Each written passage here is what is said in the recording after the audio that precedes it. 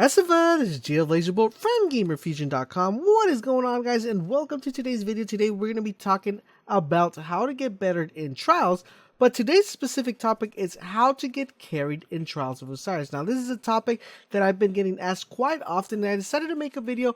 I've been wanting to make one for a while now, but I finally got the time to actually do one, and today we're going to be talking about how to get carried in Trials of Osiris. Yes, guys, but first, before we get started with all the basics and all the info, I do want to go ahead and tell you guys, if you guys find this video helpful and informative, make sure you guys leave a comment and a like, and don't forget to share it with your friends because sharing is caring. So one thing I do want to talk about is the word getting carried. Now, getting carried, I think, is such a misconception nowadays. I think everybody uses it in a term of they're actually carrying someone, and I think it's a word that actually has to be removed from the vocabulary of Destiny or any other type of thing that you're doing where people are helping you out. I think the best word that fits this is being a contributor.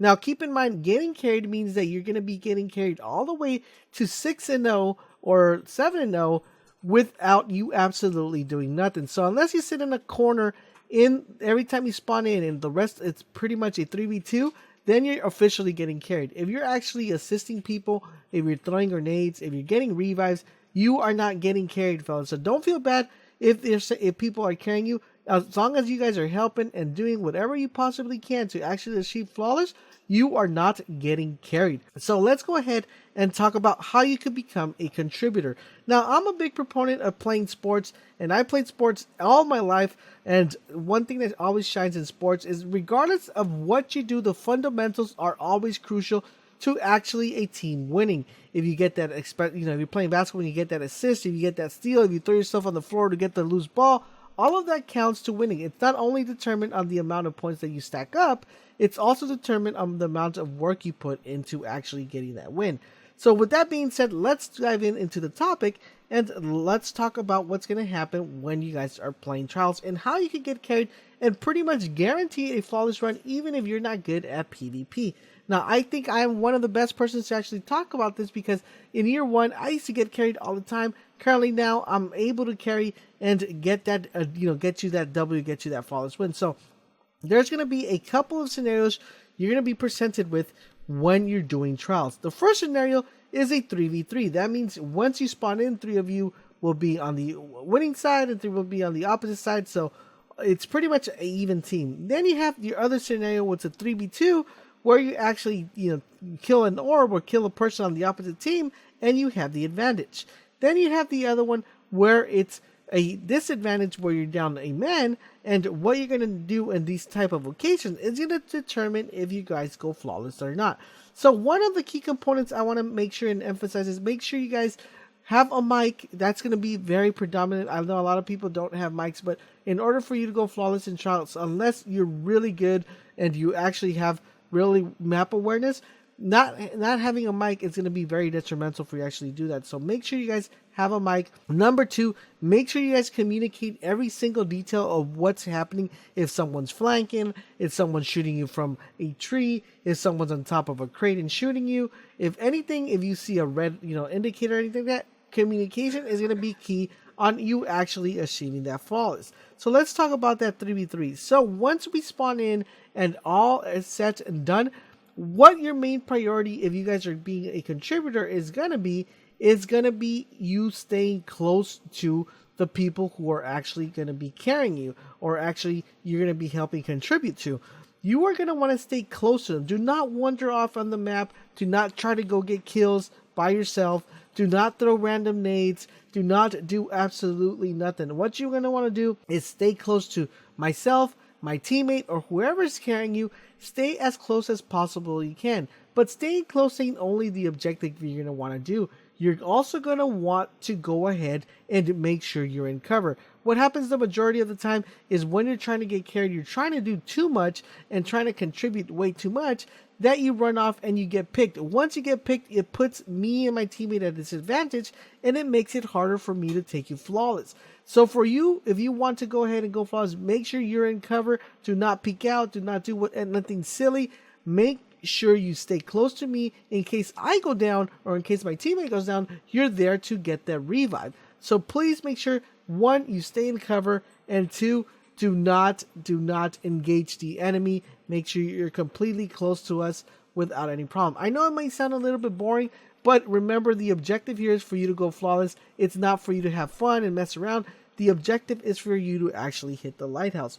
Now, the next type of scenario you're going to be presented with is when it's a 3v2. So that means we went ahead, we picked up on someone with a sniper, or we hit him with the Mida, or we killed him with a grenade. What do you have to do when this time comes around? When this time comes around, that is when you become a ninja.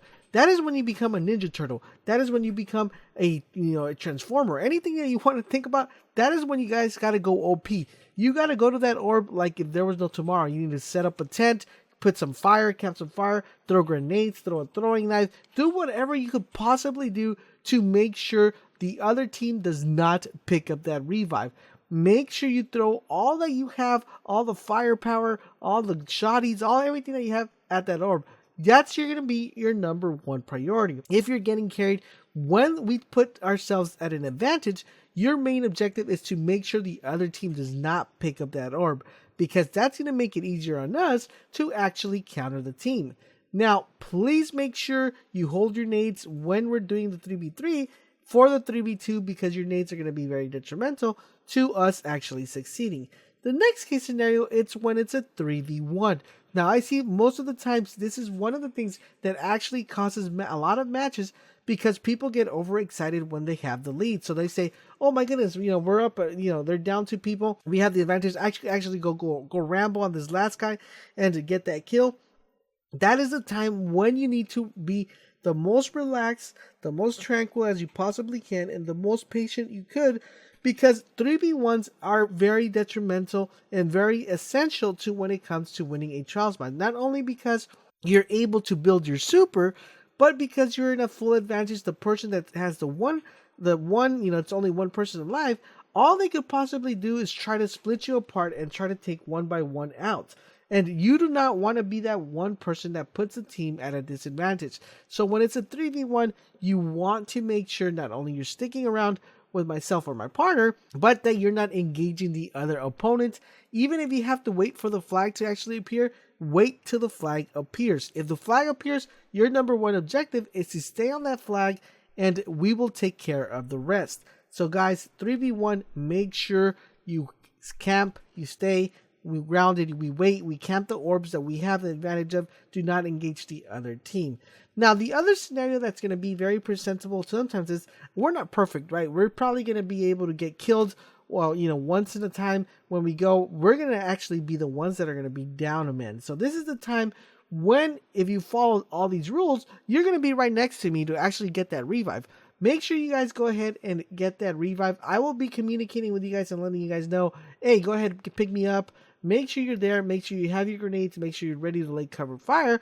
Also, make sure you learn how to push people when they're getting sniped. That is one thing that's going to be very detrimental for you to actually hit and achieve the lighthouse, is that you should be able to slide me when I'm getting sniped, because when you don't want to go ahead and revive me, get that other team, give the team another kill, and that's going to build up their super, and it's probably going to expose you to actually getting killed as well. So make sure you push me when we go down a man.